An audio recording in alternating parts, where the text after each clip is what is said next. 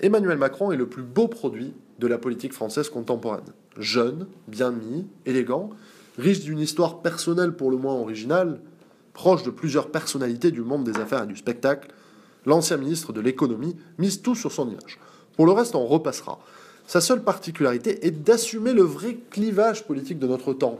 Refusant de choisir entre la droite et la gauche, Emmanuel Macron pense que les vraies divergences se situent entre les tenants de la mondialisation et les défenseurs de la souveraineté nationale et des identités historiques des peuples. Moins hypocrite que ses anciens amis, il brandit son idéologie mondialiste en étendard. Il a raison, les choses sont plus claires ainsi. Appartenant à la caste des nouveaux apatrides, ces hyper-nomades chers à son mentor Jacques Attali, le jeune premier de l'atlantisme Made in France plaît évidemment aux médias qui sont tout acquis à sa cause. Ainsi, il ne sera guère étonnant d'apprendre que Bernard Mourad, patron d'Altis Media Group, comprenant BFM, Libé, RMC ou l'Express, et bras droit de Patrick Drahi, rejoignent l'équipe de campagne d'Emmanuel Macron en tant que conseiller spécial.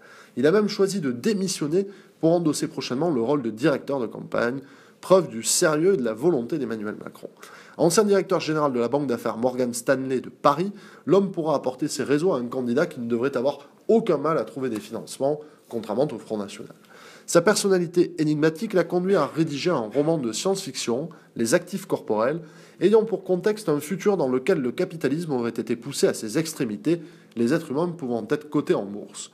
Un futur pas si lointain, tant certaines starlets sont aujourd'hui de véritables sociétés en propre, dont les principaux actifs sont leurs corps soigneusement travaillés dans les salles de musculation et les cabinets des chirurgiens esthétiques.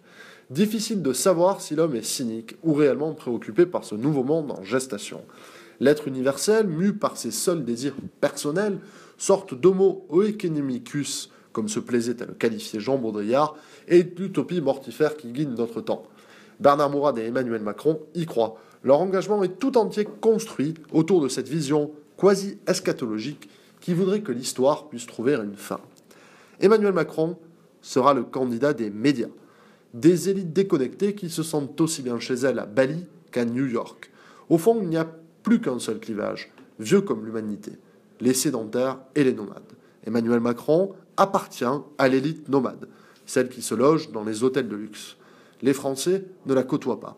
Ils sont confrontés aux nomades du bas, ceux qui errent de camps en jungle et ont vocation à les remplacer.